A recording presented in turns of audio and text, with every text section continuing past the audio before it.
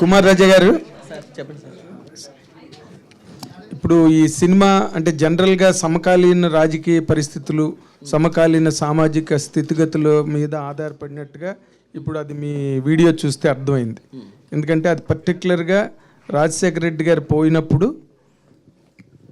అక్కడ రాజశేఖర రెడ్డి గారి శవం ఉంటుండగా జరిగిన ఏదైతే ఆ వాతావరణం ఉందో అది మీరు ఇక్కడ స్క్రీన్ మీద చూపించారు.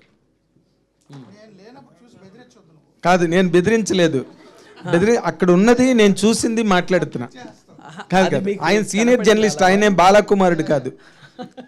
ఫస్ట్ మా డైరెక్టర్ గారికి ఓకే, లెట్ మూర్తి గారు. సగమైంది నీ క్వశ్చన్. సరే అన్న కాబట్టి నువ్వు అంటే ఎవరేమనుకోకండి, అందరినీ ఆన్లైన్లో సార్ అంటాం. ఓకే, డైరెక్టర్ మూర్తి గారు. ఇప్పుడు మీరు ఇందాక చూపించిన విజువల్స్లో క్లియర్ కట్గా మీరు ఎంత మనకి సంబంధం లేదు, మనం కథనే చెప్పామని మీరు చెప్పినప్పటికీ కూడా బట్ సమకాలీన సంఘటనల మీద ఆధారపడే ఉంది అది.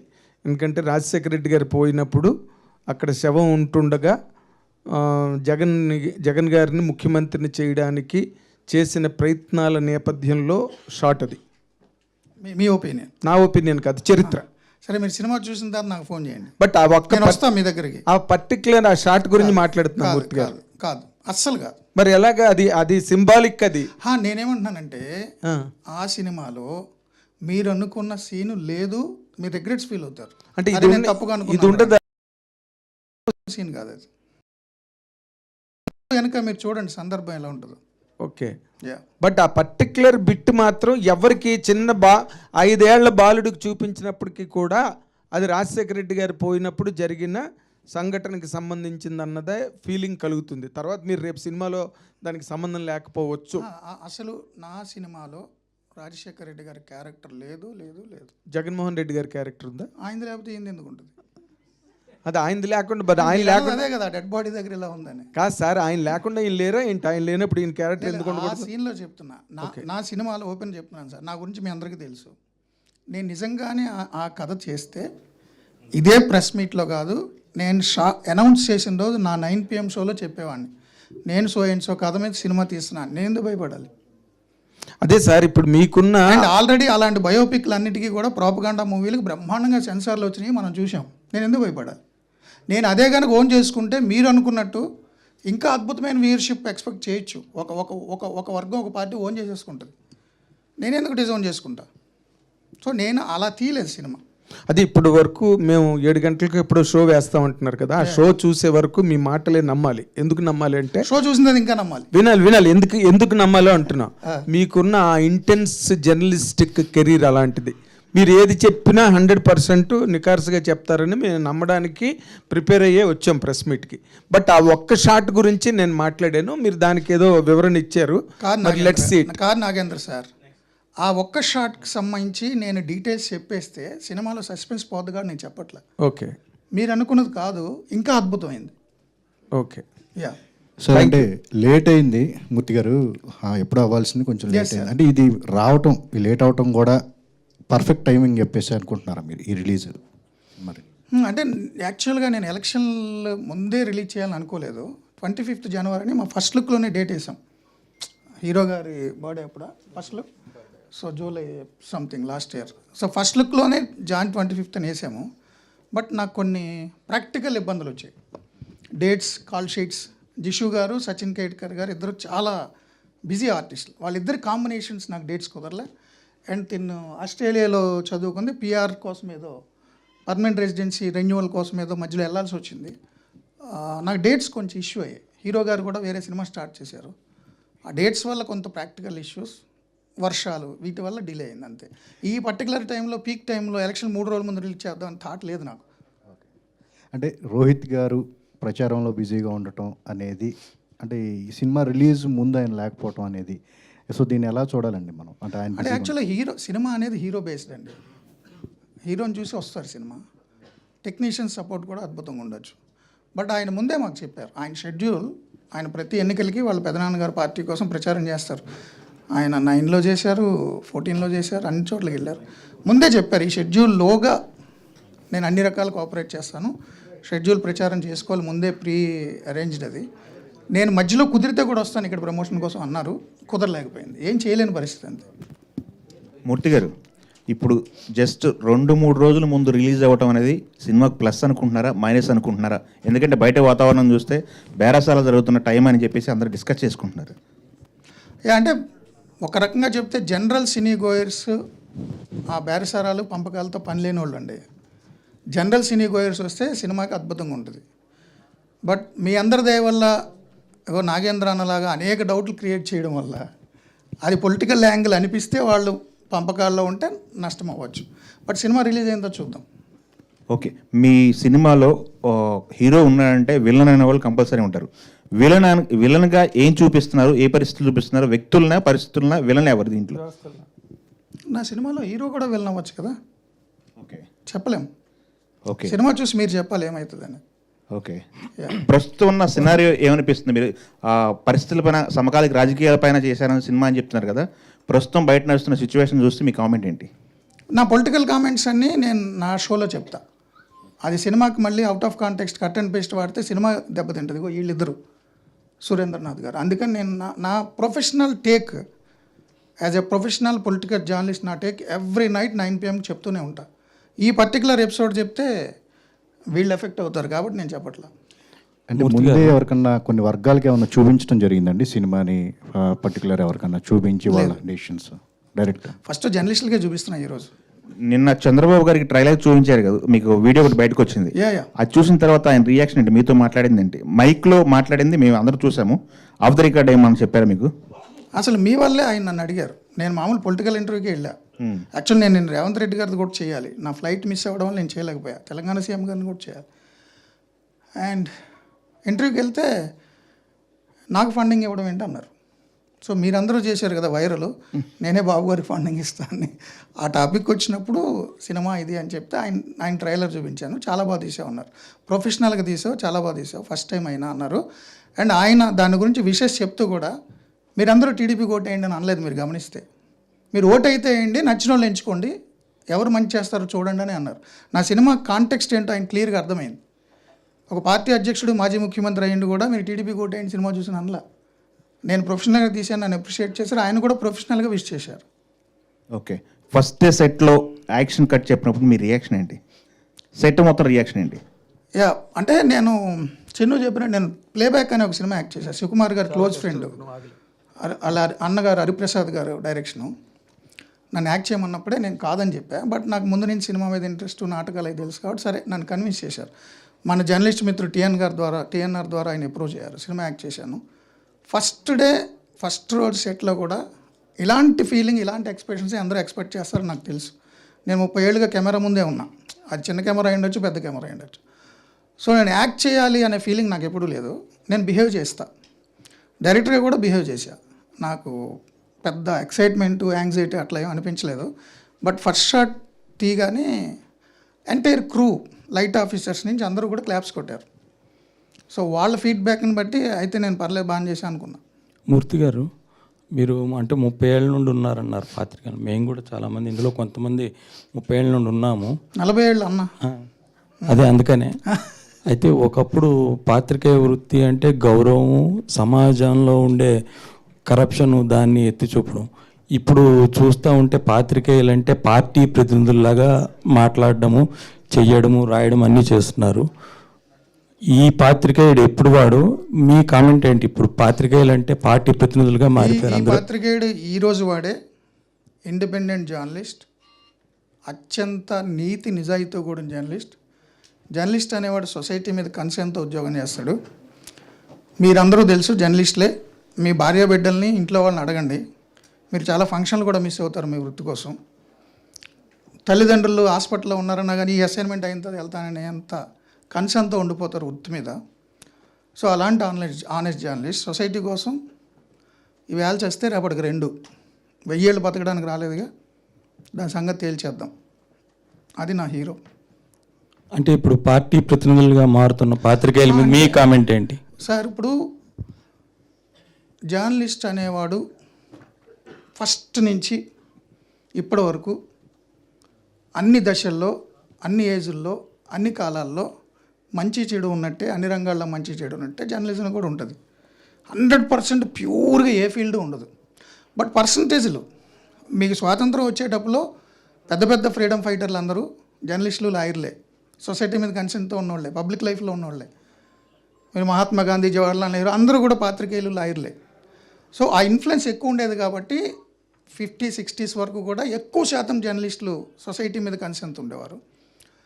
సో అప్పుడు కూడా పార్టీలకు ఆపాదించిన జర్నలిస్టులు చాలామంది ఉన్నారు. ఇప్పుడు కొంచెం ఎక్కువై ఉండొచ్చు. బట్ ఇప్పుడు మంచి వాళ్ళు ఉన్నారు, అప్పుడు చెడ్డోళ్ళు ఉన్నారు.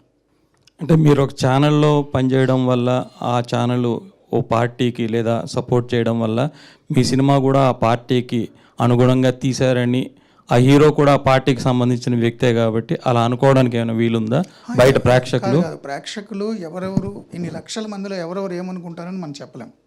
బట్ మీరన్న ఆ హీరో నాది 19వ సినిమా. ఆయన 18 సినిమాలు ఏ పార్టీకి అనుకూలంగా చేయలేదు. 2014లో ఆయన ఇదే టైటిల్తో ప్రతినిధి చేశారు. అప్పుడు కూడా ఎన్నికల ముందే వచ్చింది.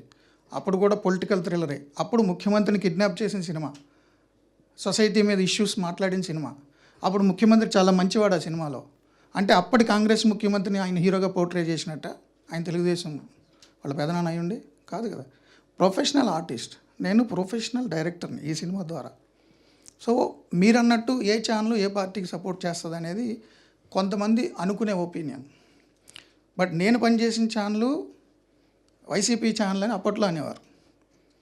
సో జనరల్గా జర్నలిస్ట్ అనేవాడు ప్రజల వాయిస్ వినిపిస్తాడు, అపోజిషన్ వాయిస్ వినిపిస్తాడు. అపోజిషన్ అంటే అపోజిషన్ పార్టీది కాదు. నిజంగా ఇప్పుడు వినపడుతుందండి అపోజిషన్ వాయిస్? వినిపిస్తున్నాగా రోజు, నేను రోజు వినిపిస్తున్నాగా.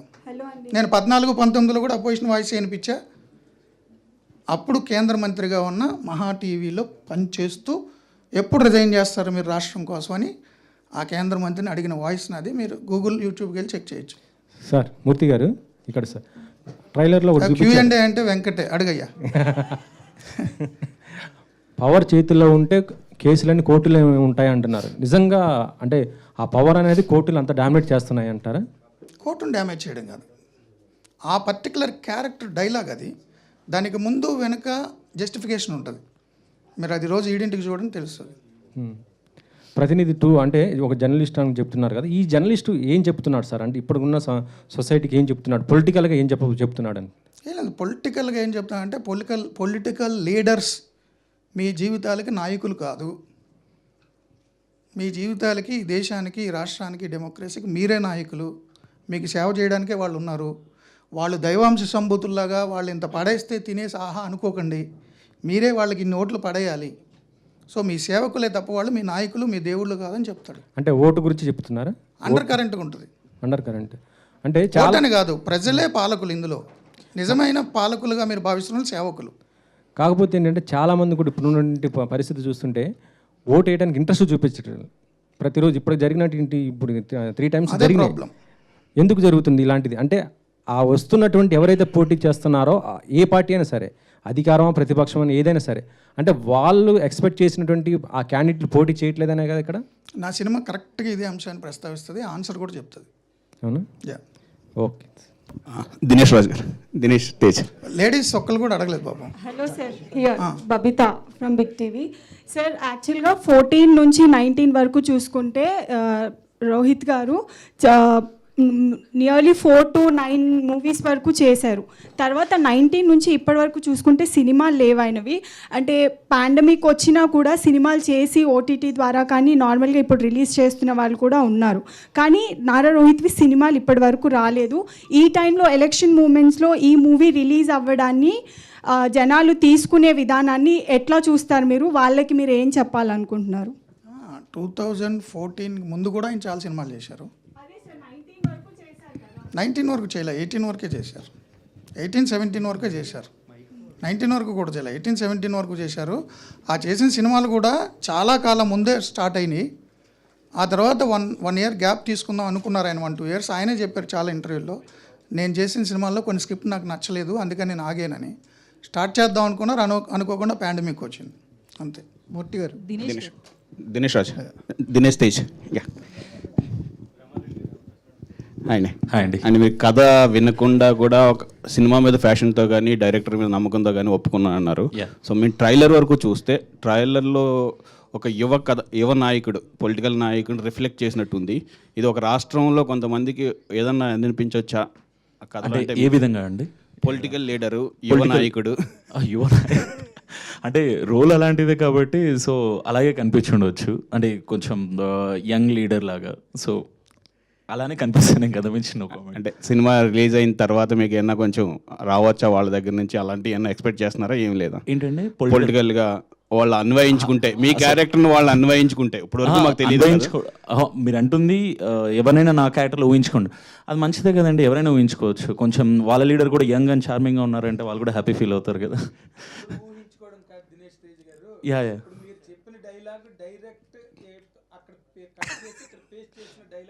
అవునా?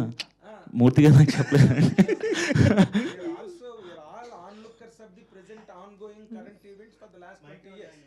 ఓకే, నేను అడుగుదాం అనుకున్నది మా ఫ్రెండ్ అడిగాడు. ఇప్పుడు మీరు అడిగిన డైలాగ్, మీ సీన్లో ఆ డైలాగ్ కట్ చేస్తే, ఈ వీడియో ఒక్కటే చూస్తే గనక you are the almost replica of Jaganmohan Reddy గారి క్యారెక్టర్ అన్నది ఈజీగా సింగిల్ డైలాగ్తో ఎస్టాబ్లిష్ అవుతుంది. బిఫోర్ ఐ సే దట్ అండి, ఒక చిన్న disclaimer sir. Let him answer. All the characters and events in this movie are purely fictitious.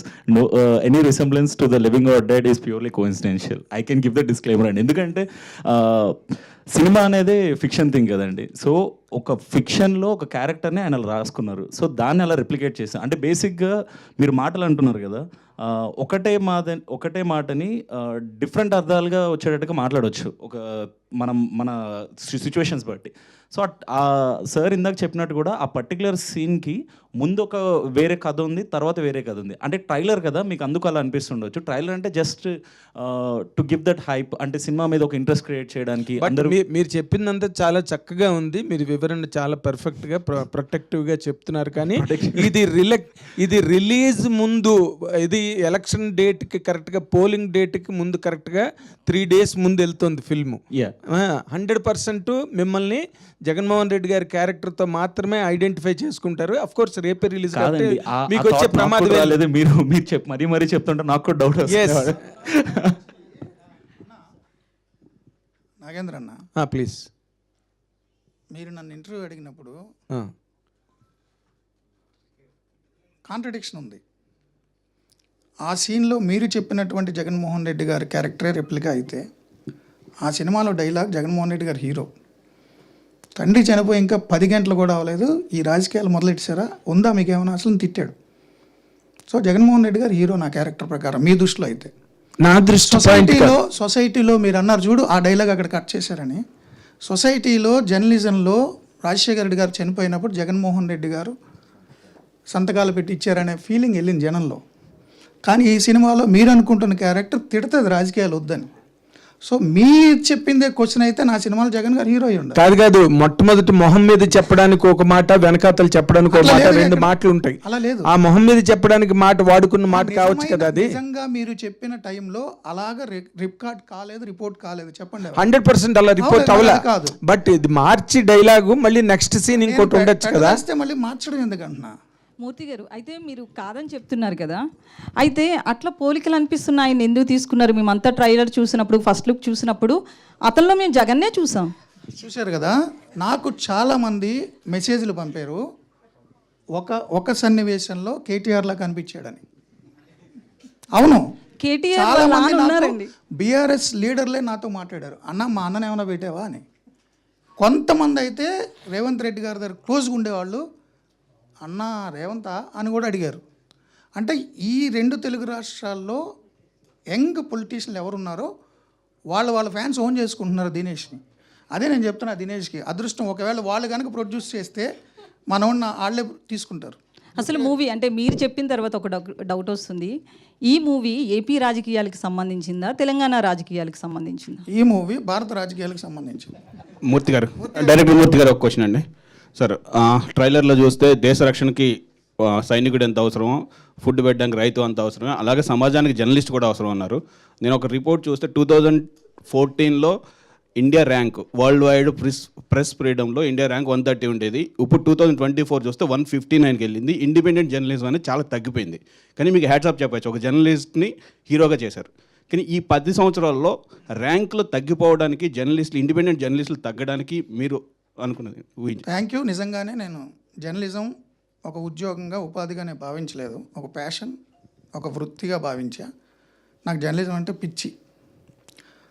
So ఏ దేశంలో అయినా, ఏ రాష్ట్రంలో అయినా, ఏ నాగరిక సమాజంలో అయినా పబ్లిక్ వాయిస్ వినిపించే జర్నలిస్టుల మీద దాడులు జరగడం అత్యంత దారుణం, గర్హనీయం. మీరు చెప్పిన రికార్డ్స్ పబ్లిక్ డొమైన్లో ఉన్నాయి. 10 ఏళ్ళుగా భారతదేశం ర్యాంక్ దిగజారింది పాత్రికేయుల మీద దాడుల విషయంలో. అన్ని రకాలుగా పేటరేగిపోయారు. మీడియాను కూడా అధికారంలో ఉన్న పార్టీలు హస్తగతం చేసుకుంటున్నాయి. ఇది మంచి పరిణామం కాదు, ఎట్టి పరిస్థితుల్లో మంచి పరిణామం కాదు. మనం డెమోక్రసీలో ఉన్నాం. డెమోక్రసీలో ఉన్నప్పుడు ఆర్టికల్ 19(1)A రాజ్యాంగం ప్రకారం భావ ప్రకటన స్వేచ్ఛ ప్రతి ఒక్కడికి ఉండాలి.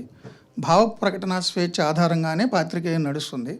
భావ ప్రకటన స్వేచ్ఛను అణిచేసి ఒక ఉత్తర కొరియాలోనో ఒక చైనాలోనో మారిపోవడం చాలా ప్రమాదం. దాన్ని ఎవరూ ఎలవ్ చేయకూడదు.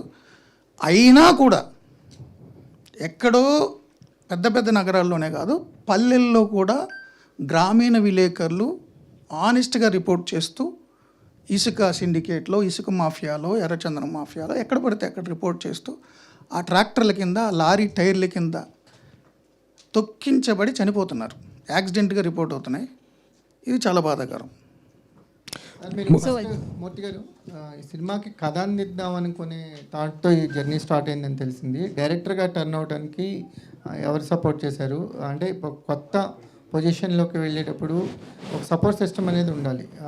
ఎవరు మీకు అది?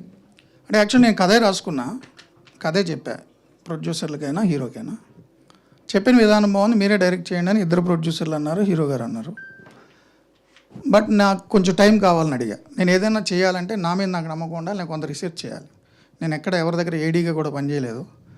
కాబట్టి నేను చాలా రీసెర్చ్ చేసి ఆర్టిఫిషియల్ ఇంటెలిజెన్స్ అవన్నీ యూజ్ చేసి బేసిక్స్ కూడా నేర్చుకొని, నాకు గురువుగా ఉన్న ప్లేబ్యాక్ ఫస్ట్ సినిమా చేయించిన జక్కార్ ప్రసాద్ గారు, నాకు విజేంద్ర ప్రసాద్ గారు బాగా క్లోజు, రాజమౌళి గారి ఫాదర్, రైటర్, దర్శకుడు వారు, దేవకట్ట, డైరెక్టర్ తేజ గారు.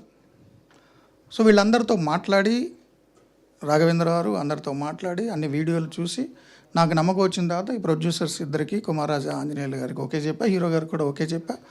అండ్ నా ఛానల్ యాజమాన్యం నాకు చాలా సపోర్ట్ చేసింది రెండు ప్రొఫెషనల్ బ్యాలెన్స్ చేసుకోవడానికి. నేను 5-6 రోజులు తప్ప ఏ రోజు నా ప్రైమ్ టైమ్ షో మిస్ అవ్వాలి. సో నా యాజమాన్యం చాలా సహకరించింది. ఇప్పుడు ఈ రెండు ప్రొఫెషన్స్ని కంటిన్యూ చేస్తారా? నాకు జర్నలిజం పిచ్చండి, ప్రాణం అండి. డైరెక్టర్గా నాకు జర్నలిజం పిచ్చి, ప్రాణం. అందుకే నా ఫస్ట్ సినిమాలో కూడా హీరో జర్నలిస్టు. నేను జర్నలిజాన్ని ఇమీడియట్గా వదలలేను. సినిమా ప్యాషన్, అన్నీ సహకరిస్తే పర్సూ చేస్తా. అయితే జర్నలిస్ట్గా ఒక ఇమేజ్ ఉంది కదా సార్, ఈ సినిమా రిలీజ్ అయిన తర్వాత ఏం కొత్త ఇమేజ్ యాడ్ అయ్యింది అనుకుంటున్నారు రేపు? అంటే నేను ఇమేజ్ అనేదాన్ని నమ్మనండి. ఇమేజ్ అనేది షేర్ మార్కెట్లో ఉంటుంది. పొద్దున్న రేజ్ అయిపోతే సాయంత్రానికి పడిపోద్ది. ఏది శాశ్వతం కాదు. మీరు ఒక ప్రపంచాన్ని శాసించినటువంటి అద్భుతమైన వ్యక్తులు కూడా సాయంత్రానికి ట్రోల్ అయిపోతారు. సో ఇమేజ్ నేను పట్టించుకోను, నేను ఏదనుకుంటే అది చేస్తా. అమ్మాయి పాపం అక్కడ ఖాళీగా ఉంది సైలెంట్గా. ఆస్ట్రేలియా చదువుకుందుకు వెళ్ళి సినిమాల్లోకి ఎలా వచ్చారు, ఎందుకు వచ్చారు? నేను నా బ్యాచిలర్స్ చేసేటప్పుడు బ్యాచిలర్స్ ఫినిష్ అయిన తర్వాత స్టార్ట్ చేద్దాం అనుకున్నాను. ఇంట్లో అడిగినప్పుడు మన తెలుగు పేరెంట్స్ ఎలా ఉంటారో మీకు తెలుసు కదా, లేదు నువ్వు మాస్టర్స్ చేయి, దెన్ యూ డిసైడ్ అని చెప్పారు. సరే మాస్టర్స్ చేసిన తర్వాత అడిగాను, లేదు పెళ్ళి అన్నారు. లేదు ఇంకా ఈసారి పేరెంట్స్ మాట అంటే కొంచెం నాకు టైం ఇవ్వండి, ఒక 2 years టైం ఇవ్వండి, లెట్ మీ ట్రై. అంటే నా ప్యాషన్ ఉంది కదా, మళ్ళీ తర్వాత నేను ఫ్యూచర్లో రిగ్రెట్ అవ్వకూడదు. సో లెట్ మీ ట్రై అని చెప్పేసి ఐవ్ బీన్ వెయిటింగ్ అనమాట. ఆడిషన్స్ ఇస్తున్నాను. అండ్ దెన్ లక్కీలీ నాకు ప్రొడ్యూసర్ గారు కాంటాక్ట్ అయ్యారు. అండ్ దెన్ లుక్ టెస్ట్ చేసి సార్ చూసారు. ఫస్ట్ టైం సార్ని కలిసినప్పుడు కోయిన్సిడెన్స్గా ఏంటంటే ఈ మూవీలో నేమ్ కూడా సిరి అయిందనమాట, సిరి చందన అనమాట. సో నా name Siri. So they felt as she's right అని వాళ్ళకి అనిపించింది. And then I waited for so many days. అంటే వన్స్ లుక్ టెస్ట్ అయిపోయిన తర్వాత నాకు ఎప్పుడు కాల్ చేస్తారు, ఎప్పుడు చేస్తారు. ఫస్ట్ ఆఫ్ ఆల్ నాకు రోహిత్ సార్ అంటే చాలా ఇష్టం, ఆయన మూవీస్ అంటే చాలా ఇష్టం. ఇంకా వెయిట్ చేస్తూ ఉన్నాను అనమాట, ఎప్పుడు నాకు కాల్ చేస్తారు ఏంటి అని. అండ్ దెన్ వన్ డే చేశారనమాట ప్రొడ్యూసర్ గారు, చేసి ఐ మీన్ నువ్వు ఓకే అనుకుంటున్నావు అమ్మా అని చెప్పి. So I was very happy. Thank you. ఇందాక యాక్చువల్లీ మాట్లాడలేకపోయాను. Thank you so much sir. Thank you Murthy garu, thank you so much. మీరు నన్ను సిరిగా ఐ మీన్ నన్ను నమ్మి ఈ రోల్ ఇచ్చినందుకు. అండ్ రోహిత్ సార్ ఇక్కడ లేరు. అండ్ ఫస్ట్ కో స్టార్ నాకు రోహిత్ సార్ మూవీలో చేయడం అనేది I'm very happy. Thank you so much sir. Yeah, ఇంకేమైనా ఉందా? యాక్చువల్లీ లేదు ఇంకా ఆపర్చునిటీ వచ్చిన తర్వాత they are also like okay she can do అని వాళ్ళకి కూడా అర్థమైంది. So yeah. మూర్తి గారు, ఇప్పుడు నేను అడిగిన ప్రశ్నకి, అడగబోతున్న ప్రశ్నకి మీరు ఒక డైరెక్టర్గా, ఈ ఫిల్మ్ డైరెక్టర్గా and as a consummate journalist for 3 decades మీరు ఆన్సర్ చేసే అవకాశం ఉన్న క్వశ్చన్ ఇది. ఎందుకంటే ఇప్పుడు మీరు చెప్పిన దాని ప్రకారం ఈ సినిమా ఓటర్లు మీరే దేవుళ్ళు, మీరు ఎవరో మీకు వేసిన 4 వాటిలను పట్టుకుని మీరు గవర్నమెంట్లను డిసైడ్ చేయకండి, విలువల్ని కాపాడండి, విలువల కోసం నిలబడండి అన్నది మీ తాలూకా concept and synopsis of the film. Under current నేను main cinema political thriller. Under current soul of the film is this. Okay, but ఇప్పుడు మనకి ఏపీ కండిషన్స్ బట్టి మనకి అందుతున్న క్షేత్రస్థాయి నివేదికలు, గ్రౌండ్ రిపోర్ట్స్ ప్రకారం టీడీపీ గవర్నమెంట్, కూటమి గవర్నమెంట్ ఫామ్ చేయబోతోంది. And YSRCP is going to lose the elections and all surveys are telling right now. ఇప్పుడు మీ సినిమా కరెక్ట్గా 3 రోజుల ముందు రిలీజ్ అవుతుంది. విలువలను కాపాడండి అంటే అక్కడ విలువలు లేని ప్రజా పరిపాలనా వ్యవస్థ వేళ్ళూనుకుంది అన్న ఒక నేపథ్యంలో ఏపీ అంతా గగ్గోలు పెట్టి దద్దరిల్లిపోతుంది. ఇప్పుడు ఈ సందర్భంలో మీ సినిమా అక్కడున్న సినారియోని ఏ విధంగా ప్రభావితం చేయబోతుందని మీరు అనుకుంటున్నారు? అంటే సినిమా మొత్తం జీవితాలని, ప్రజల్ని ప్రభావితం చేస్తుందని నేను అనుకోవట్లేదు. బట్ ఒక సీడ్ అయితే వేస్తుంది, అది ఏ రాష్ట్రంలోనే వేస్తుంది. ఇప్పుడు మీరు సంక్షేమ పథకాలు 4 మెతుకులు వేసేస్తే అని అన్నారు కదా, అది యూకేలో, యూఎస్లో కూడా ఉంది. యూకేలో అయితే సోషల్ సెక్యూరిటీ కార్డ్స్ అనేది పెద్ద ఇష్యూ, లేబర్ పార్టీకి, కన్జర్వేటివ్ పార్టీకి. చాలా దేశాల్లో జరుగుతుంది వెల్ఫేర్ అనేది. మన దేశవ్యాప్తంగా కూడా నీతి ఆయోగ్ లాంటి వాళ్ళు ఇప్పుడు 5 సార్లు మీటింగ్ పెట్టారు పిఎంతో. ఈ వెల్ఫేర్ స్కీమ్స్ వల్ల బడ్జెట్ ఇదైపోతుంది, చాలా ప్రమాదం అనేక రాష్ట్రాల్లో జరుగుతుంది. సో నేను చెప్పే కదా, భారత రాజకీయాలకు రిజంబ్లెన్స్ ఇది. తెలుగు వాళ్ళు ఉన్నారు కాబట్టి ఏ రాష్ట్రంలో అయినా ఓన్ చేసుకుంటే, లేదు యూకేలో ఉన్న తెలుగు ఓన్ చేసుకుని అక్కడ లేబర్ పార్టీకి వేస్తాడో ఏడో నాకు తెలియదు, ఇంపాక్ట్ ఉండొచ్చా? యా, మీరు అన్నదే జరిగితే 2024 తర్వాత నన్ను వైసీపీ వాడు అంటారు మీరు అందరూ. ఎలా అంటే నా ప్రతిపక్షం కొంత వినిపిస్తాయి ఇప్పుడు. మూర్తి గారు, అయితే మీరు స్క్రిప్ట్ రాసుకుంటున్నప్పుడు కావచ్చు, ఏ పార్టీకి సంబంధం లేకుండా రాశానని చెప్పారు.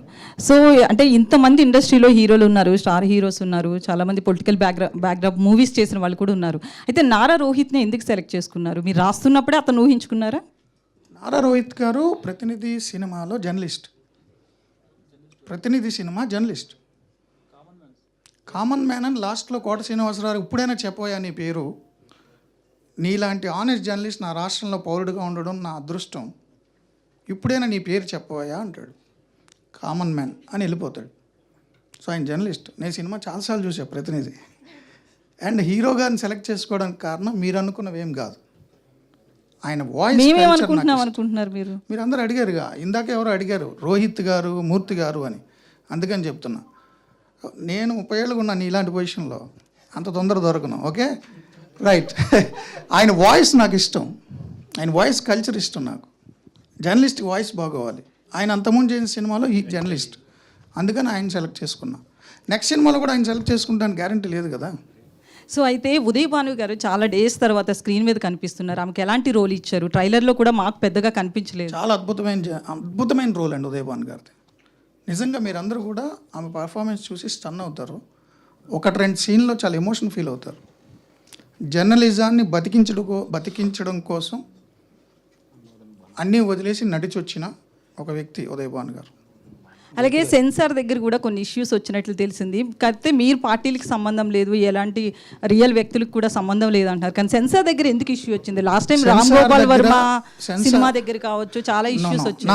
మా సినిమాకి సెన్సార్ దగ్గర పొలిటికల్ పార్టీల వల్ల ఇష్యూ కాలేదు. నిజంగా నా సినిమా సెన్సార్ వాళ్ళు చాలా అభినందించారు. ఇలాంటి సినిమా రావాలి అన్నారు. ఓటు రైట్ ఉపయోగించుకోవాలని అవేర్నెస్ తీసుకురావడానికి. యాక్చువల్లీ ఎలక్షన్ కమిషన్ కూడా నా సినిమాని అప్రిషియేట్ చేస్తుంది వాళ్ళు చూస్తే. జనరల్గా అన్ని సినిమాలు వాయిదా పడ్డాయి. మీరు గమనిస్తే ఒక 3 వారాలుగా సెన్సార్ ఆఫీసర్ గారు లీవ్లో ఉన్నారు. మేడం లీవ్లో వెళ్ళారు. ఆమె లీవ్లో వెళ్ళడం వల్ల ఒక 37 సినిమాలు 38 సినిమాలు ఆగిపోయినాయి. కొత్త ఆఫీసర్ గారిని అడిషనల్ ఛార్జ్ వేశారు. ఆయన అప్పటికే 2-3 ఎలక్షన్ కమిషన్లో దూరదర్శన్లో పనిచేస్తున్నారు 2-3 శాఖల్లో. ఆయనకి పని ఒత్తిడి, దానివల్ల సినిమాలు చూడడం డిలే అయింది. నా సినిమాయే కాదు, కనీసం ఒక 10-15 సినిమాలు డేట్స్ అనౌన్స్ చేసి వాయిదా పడ్డాయి. అవి మీ సినిమా జర్నలిస్టులు మీ అందరికీ తెలుసు కూడా. పొలిటికల్ అనే యాంగిల్లో నా సినిమాకి సెన్సార్ ఇబ్బందులు రాలే. సెన్సార్ ఆఫీసులో సాంకేతికపరమైన సమస్యల వల్ల మాత్రమే ఇబ్బంది అయింది. మీరు అనుకున్నట్టయితే సినిమాలో చాలా కట్స్ ఉండాలి, నా సినిమా కట్స్ లేవు. ఏదో నామినల్ 4-5 డైలాగ్స్ మ్యూట్ చేయమన్నారు అంతే.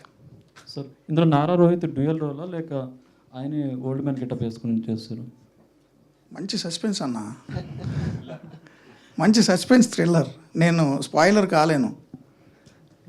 ఎవరో కొంతమంది నిజం చెప్పి అడిగేశారు కూడా, ఆ ముసలోడి గెటప్లో ఉన్నది నువ్వేనా అని నన్ను అడుగుతున్నారు. ఎలా అడిగేస్తే ఎలా? కుమార్ రాజా గారే ప్రొడ్యూసర్. సార్ మీరు సినిమా ప్రొడ్యూస్ చేశారు, రిలీజ్ చేస్తున్నారు. ఈ సినిమా ప్రొడ్యూస్ చేయడానికి మీరు అంటే కాలిక్యులేషన్ చేసుకున్నారా, లేదు అంటే ఒక ఫ్రెండ్ కోసం సినిమా చేశారా? ఫస్ట్ ఆఫ్ ఆల్ అండి, నేను ఫ్రెండ్ కంటే ముందు మూర్తి గారికి ఫ్యాన్. నేను ఆయన న్యూస్లు కానీ ఆయన డిబేట్లు కానీ ఇవన్నీ చూస్తూ పెరిగినండి. అంతేకాదు ఆయన చేసినటువంటి యాక్టివిటీస్ కానీ ధైర్యంగా వెళ్ళి అన్ని రకాలుగా ఇబ్బందులు పడి వచ్చి అవన్నీ నాకు తెలిసింది కంటిన్యూగా తనతో ఉన్నప్పుడు. నేను ఒక జర్నలిస్ట్గా ఉన్నా. సో ఇక్కడ పరిస్థితులను పక్కన పెడితే మనం ఇందాక విలేజ్ తరహా ఆ ప్రాంతాలలో చూస్తే, ఫర్ ఎగ్జాంపుల్ అంటే మా ఏరియా వైపు మావోయిస్టులు పోలీసులు చాలా ఎక్కువ హెవీగా ఉంటుంది. మనకేం వెపన్ ఉండదు. వెళ్ళి ఆ ఎన్కౌంటర్ అయిందా లేకపోతే ఇంకోటి అయిందా మనకు ఏం తెలియదు. వెళ్ళిపోవాలి, ఫస్ట్ ఆర్టికల్ తీసుకోవాలి, ఫొటోస్ తీసుకోవాలి, వచ్చి రాసేసి పేపర్లో ప్రింట్ రాగానే దీని అమ్మ జీవితం ఇది అనిపిస్తుంది తెల్లారి పొద్దురు చూడంగా. అంటే మనం రాసిన వార్త మనం చూసుకున్న తర్వాత ఆ మొత్తం వచ్చిందంటే సరిపోద్ది. ఆ రోజు చచ్చిపోతున్నా ఎవరికి తెలియదు. అంటే ఒకవేళ మావోయిస్టులకి ఎదురుగా వెళ్తే పోలీసులకి వెపన్స్ ఉంటాయి, వాళ్ళకి వెపన్స్ ఉంటాయి. అంటే ఇలాంటి సిచ్యువేషన్స్ సేమ్ దేశ సరిహద్దుల్లో కానీ ఇలాంటిది కానీ. అంటే ఇది నేను చెప్పడానికి గల కారణం, ఇందులో హీరో జర్నలిస్టు. మీరు చూసిన తర్వాత ప్రతి జర్నలిస్టు గర్వపడతాడు, రొమ్ములు బయటికి తీసుకొచ్చి మరి మాట్లాడతాడు. సో సబ్జెక్టు నన్ను ప్రొడ్యూసర్గా చేసింది. సబ్జెక్ట్ నమ్మాను నేను. అంతేకాదు ఆయన చెప్పినప్పుడు నాకు గూస్ బంప్స్ వచ్చాయి. నేను ఫీల్ అయ్యాను. ఒక ఆడియన్ సినిమా చూసేంతసేపు వాడు హీరోగా ఫీల్ అవుతాడు. వాట్ ఎవర్, నేను ఆయన సబ్జెక్ట్ చెప్పినప్పుడు నేనే హీరోని. సో ఈ విధంగా అనిపించింది. ఇలా చూసిన తర్వాత హీరో నారా రోహిత్ గారు తప్ప ఇంకెవరు చేయలేరు ఆ క్యారెక్టర్. ఆయన తప్ప ఇంకొకరు కనపడరు. ప్రతినిధి కూడా అంతే. సో ఫ్యాషనేట్గా సినిమా బాగా మీరంటే నమ్మి బాగా చేశారు కాబట్టి బాగా వచ్చింది, మీరు చూస్తున్నారు. రేపు సినిమా రిలీజ్ అవుతుంది. కమర్షియాలిటీస్ కాలిక్యులేట్ చేస్తే మీరు సాటిస్ఫాక్షన్ ఉందా? కమర్షియాలిటీ ఇప్పుడు మనం చెప్పలేం. రేపు పొద్దుట మీరందరూ ఆదరించి జనాదరణ పొందిన తర్వాత అది హిట్ అంటే ఓకే. ఏ సినిమా ప్రొడ్యూసరు ఆ సినిమాలో డబుల్ వచ్చేస్తాయి అని అయితే వాడు సినిమా తీయరు. ఫస్ట్ ఆఫ్ ఆల్ ఒకవేళ హిట్ సినిమా అనుకొని కూడా సినిమా చేద్దామని చెప్పి ఎవడు అనుకోడు. హిట్ సినిమా అనుకుందేమో ఫెయిల్ అవుద్ది, ఫెయిల్ అనుకున్నదేమో హిట్ అవుద్ది. బట్ ఫస్ట్ మనం ఎంచుకున్న సబ్జెక్ట్ సాటిస్ఫాక్షన్ ఇంపార్టెంట్. ఆ సాటిస్ఫాక్షన్ని ఆ ప్యాషన్ తోటి ముందుకు వెళ్ళిపోతున్నాం. అంటే గత కొంతకాలంగా మేము సినిమాలు చూస్తున్నాం. అంటే నాన్ థియేటికల్ రైట్స్లో కూడా కొన్ని సినిమాలు ప్రాఫిట్స్ వస్తున్నాయి థియేటర్కి ముందు, రిలీజ్కి ముందు. సో దాని గురించి నేను క్వశ్చన్ అడిగాను. సో అంటే మీకు అఫ్ కోర్స్ అండి, ఇంకా నాన్ థియేట్రికల్స్ నాది ఇంకా క్లోజ్ అవ్వలేదు. హవెవర్ మీరు చెప్పినట్టు నాకు మంచి రేట్ వస్తే నేను అంతకు మించిన అదృష్టవంతుడిని ఉంటాను. Maybe what ever I feel నేను 100% అయితే మీరు అనుకున్నట్టుగా లాభాల్లో ఉంటానని అనుకుంటున్నాను. All the best. Sir Murthy గారు ఇక్కడ సార్. సార్ ప్రతినిధి 2 మూర్తి గారు బయోపిక్ అనుకోవచ్చా ఒక జర్నలిస్ట్గా? జర్నలిస్ట్ బయోపిక్ అనుకోవచ్చు. అదే ఆ journalist all journalist. Okay, all journalist. ఇంకో క్వశ్చన్ సార్, అంటే అందులో పాటలు ఫైట్స్ ఉన్నాయి, నా బయోపిక్లో అయితే అవి ఉండవు కాబట్టి చాలామంది అనుకోవచ్చు. అంటే మీ జీవితానికి దగ్గరగా మీరు చూసి దెబ్బలు తినేయడం ఉంటాయి, ఎదురు కొట్టడాలు అంత ఉండవు. అంటే మీ జీవితానికి దగ్గరగా మీరు రాసుకున్న కథలో మీ అభిప్రాయాన్ని చెప్పారా లేదా అభిప్రాయాన్ని కథగా మార్చారా? లేదు, సినిమాకి సంబంధించి ప్రొఫెషనల్ పొలిటికల్ థ్రిల్లర్ ఇది సినిమానే. సందేశం ఇద్దాము అనే యాంగిల్లో సినిమా తీయలేదు, పర్ఫెక్ట్ సినిమా. సినిమాలో నాకున్న ఎక్స్పీరియన్స్లు, నా కొలీగ్స్ జర్నలిస్టులకు ఉన్న ఎక్స్పీరియన్స్లు కూడా మిళితం చేశా.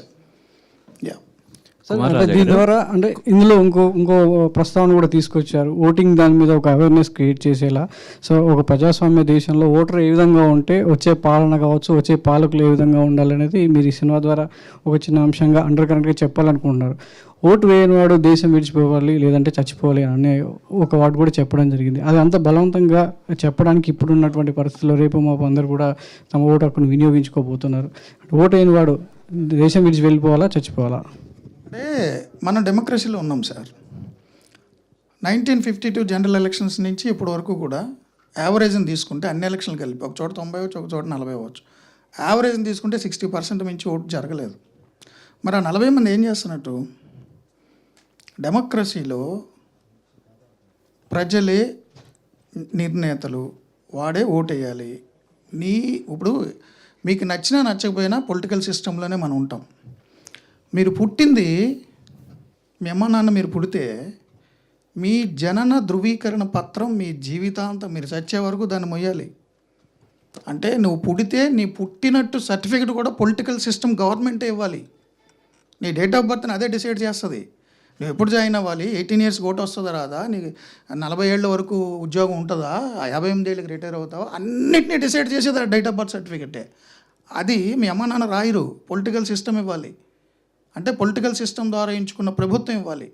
నీవు చనిపోయిన తర్వాత కూడా నీ మరణ ధృవీకరణ పత్రం కూడా పొలిటికల్ సిస్టమే ఇవ్వాలి, నీకు నచ్చినా నచ్చకపోయినా. నీ చావు పుట్టుకలు నీ చేతిలో లేవు, కానీ నువ్వు పుట్టేవని నువ్వు చచ్చేవని సర్టిఫై చేయాల్సింది నీ ప్రభుత్వమే. మధ్యలో నీ పెళ్ళి కూడా రిజిస్టర్ చేసుకోవాలి, నువ్వు ఫ్రెండ్ని గుళ్ళో చేసుకున్నా, ఆర్య సమాధిలో చేసుకున్నా.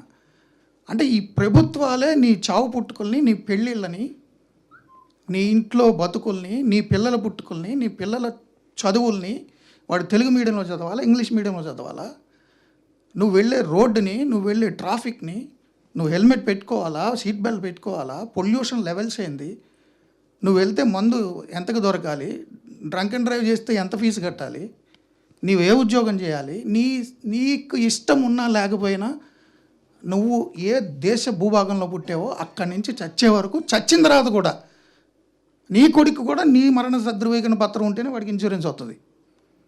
సో నీ చావు పుట్టుకుల్ని, నీ పెళ్ళిని, నీ జీవితాన్ని డిసైడ్ చేసే పొలిటికల్ సిస్టంలో నువ్వు ఇన్వాల్వ్ అవ్వకుండా అది ఎవడో ఎన్నుకుంటాడు, ఎవడో చేస్తాడని వాడికి వదిలేసి, ఆ ఓటేసేవాడు మాత్రం పల్లెల్లో మీరు చూడండి, మీరు చాలామంది తెలిసి ఉంటుంది, పల్లెల్లో ఓటేయడానికి వెళ్తే అప్పటికే దొంగ ఓటేసారనుకో గొడవ చేస్తారు వాళ్ళు. మామూలు గొడవ చేయరు. చచ్చిపోయిన అనుకున్నావా, ఓటర్ల జాబితాలో నేను లేననుకున్నావా, ఎందుకు నా ఓటు ఎవడేసాడు అని గొడవ చేసి ఛాలెంజ్ ఓటు చేస్తారు. అంటే ఓటు వేయకపోతే చచ్చిపోయిననే భావం పల్లెల్లో ఉంది. మరి ఓటు అయిపోతే చచ్చిపో, అదే రాశాను నేను, తప్పే ఉంది ఇందులో. ఇంకో ప్రశ్న సార్, అంటే మనం తెర మీద ఒకటిలాంటి ఒక సినిమా చూసాం, ఒక కామన్ మ్యాన్ ఒక సీఎం స్థాయికి వెళ్ళాడు ఒక క్వశ్చన్ చేసేసి ఒక ఇంటర్వ్యూలో. సో అది ఆ సినిమా ఒక చరిత్ర, చాలామంది ఆడియన్స్ని కావచ్చు, సొసైటీని ఒక కదిలించినటువంటి సందర్భం కూడా. సో ఈ విధంగా మీ సినిమాలో ప్రతినిధి ఒక జర్నలిస్ట్ ఏ హోదాకి వెళ్తాడు, జర్నలిస్ట్ కానీ అంటే ఒక ఇండిపెండెంట్ జర్నలిస్టు ఒక సీఎం స్థాయిని క్వశ్చన్ చేసి ఏ స్థాయికి వెళ్తాడు ఈ సినిమాలో, అది ఏ విధంగా ఆడియన్స్ని కన్విన్స్ చేస్తుంది? సో నా హీరో జర్నలిస్టు సీఎంని క్వశ్చన్ చేస్తాడు, పిఎంని క్వశ్చన్ చేస్తాడు. వాడే సీఎం పిఎం అయిపోతే ఇంకొకటి ఎవడో క్వశ్చన్ చేస్తాడు. నా హీరోని ఎవడో క్వశ్చన్ చేయడానికి లేదు, నేనే క్వశ్చన్ చేస్తాను ఎప్పటికీ. అదే నా స్టేజ్, నాకు అదే ఇష్టం.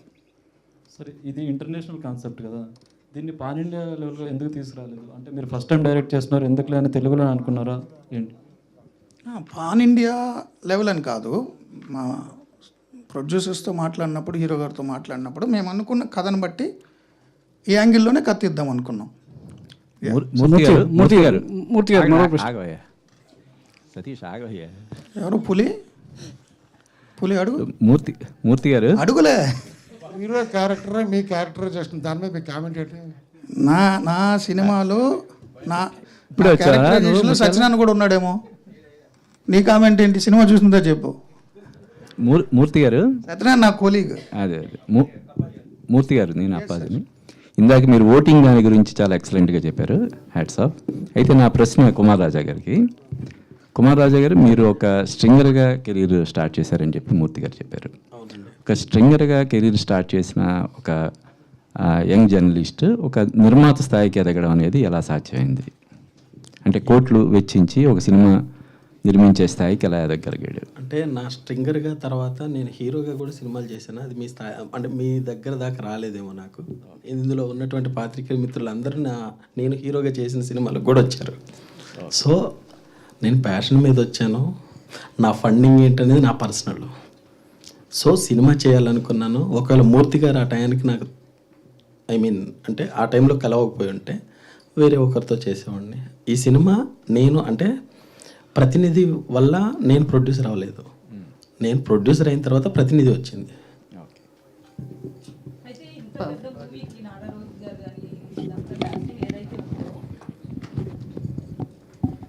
అయితే ఇప్పుడు ఆయన అడిగిన question continuity. So as a journalist ఒక నిర్మాతగా అంటే హీరోగా చేసినప్పటికీ కూడా సక్సెస్ఫుల్ హీరో కాదు.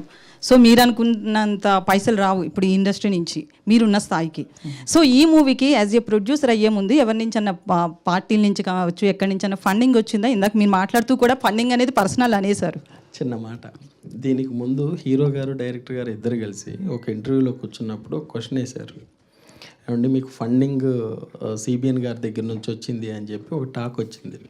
ఆ క్రమంలోనే మా మూర్తి గారు ఒక డైలాగ్ చెప్పారు. సిబిఎన్ గారి దగ్గర నుంచి ఫండింగ్ వచ్చి ఉంటే సినిమా ఆగేది కాదండి, కొన్ని రోజులు బ్రేక్ తీసుకోవాల్సి వచ్చింది మీకు బికాజ్ ఆఫ్ ఫండింగ్.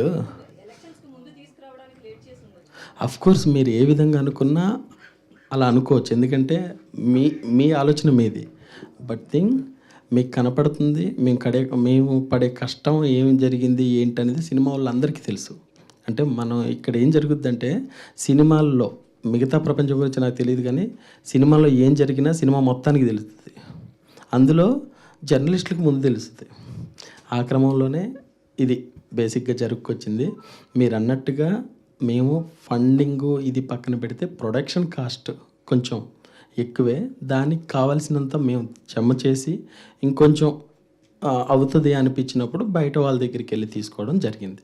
అందులో భాగంగానే సురేంద్రనాథ్ గారు వచ్చారు. సబ్జెక్ట్ నచ్చి ప్రొడ్యూసర్స్ నచ్చి ఎంటర్ అయ్యారు. ఓకే కుమార్ గారు, మూర్తి గారు, ఇటు కుమార్ గారు, all the best. Thank you అండి, థ్యాంక్ యూ సో మచ్. ఆయన స్టార్టింగ్ దగ్గర నుంచి ఉన్నారు. All the best.